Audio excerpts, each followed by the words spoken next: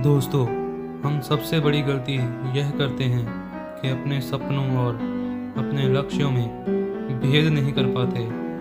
हम सपने तो देख लेते हैं और सपने भी बड़े बड़े, परंतु यह भूल जाते हैं कि हमारा बड़ा सपना ही क्या हमारा अंतिम लक्ष्य है।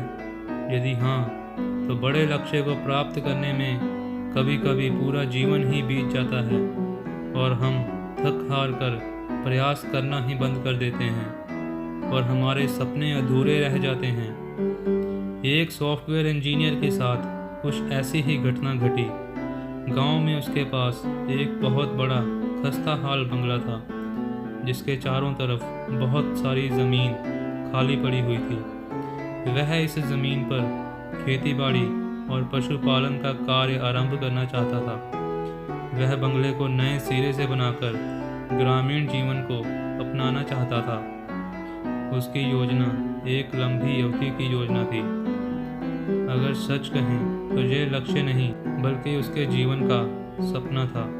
लक्ष्य तो बहुत हो सकते हैं, परंतु सपना तो सपना ही होता है और वही हमारा अंतिम लक्ष्य भी होता है। सबसे पहली बात यह है कि क्या सॉफ्टवेयर इंजीनियर की सोच ठीक थी या नहीं।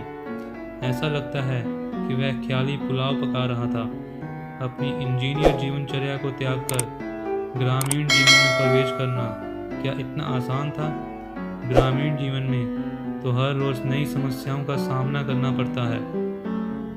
इसके बावजूद यदि उसने अपना लक्ष्य निर्धारित कर ही लिया था, तो अब वह करेगा क्या। टूटे हुए बंगले को नया बनाने के लिए, पशुओं को खरीदने के लिए और उनकी देखभाल करने के लिए, इन सब से संबंधित अन्य कार्यों के लिए अधिक मात्रा में धन की आवश्यकता होगी। यह धन आएगा कहाँ से। इसके अतिरिक्त अपने रोज़मर्रा के खर्चों के लिए भी इतना धन चाहिए।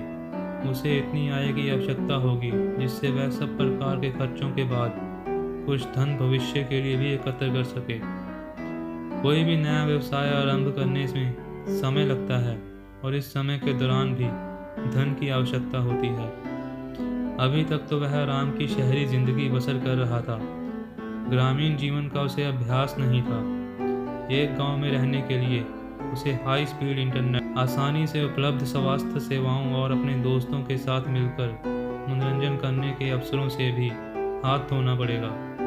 इस लक्ष्य के लिए उसे बहुत सारी तैयारियां करनी पड़ेंगी, जैसे बंगले को बनाने का सामान एकत्र करना, मजदूरों की खोज करना, पशुओं की खरीदारी करना, उनकी देखभाल का प्रबंध करना।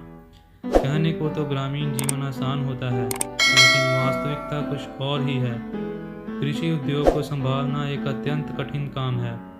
इंजीनियर के सपने को पूरा करने के लिए जितने भी कार्यों की आवश्यकता है, वे सभी कार्य लंबी अवधि के कार्य हैं।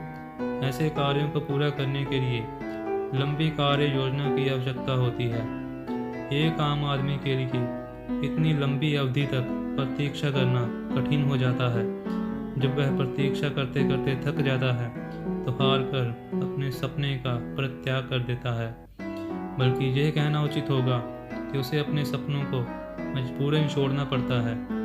लक्ष्य ऐसा होना चाहिए जो एक समय सीमा में प्राप्त हो सके।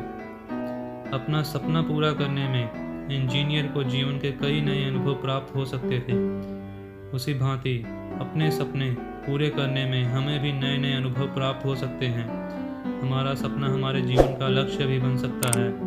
जब हमारा कोई सपना पूरा होता है तो हमें परम आनंद की अनुभूति होती है। अपने लक्ष्य से ही हमें योजना बनाने का प्रोत्साहन प्राप्त होता है, कार्य पद्धति का ज्ञान होता है और अपने लक्ष्य को अपने सपनों में बदलने के साधनों का ज्ञान भी होता है। परंतु इसके लिए एकाग्र होकर कार्य करना पड़ता है, सभी सुविधाओं का त्याग करना पड़ता है। स्वामी विवेकानंद जी कहते हैं, जीवन में एक समय में एक लक्ष्य निर्धारित करें, उस लक्ष्य को अपना जीवन पूरी तरह समर्पित कर दें। सपनों में भी उस लक्ष्य के बारे में सोचें, उसी लक्ष्य को अपना जीवन बना लें। यह लक्ष्य हमारे पूरे शरीर, मस्तिष्क, भुजाओं और शरीर के प्रत्येक अंग में सम्माहित हो जाना चाहिए। इसके अतिरिक्त अन्य सभी सपनों को भूल जाना चाहिए। केवल एक यही मार्ग है जिससे हमें सफलता मिल सकती है। हमारा सपना ही हमारे जीवन का उद्देश्य होना चाहिए।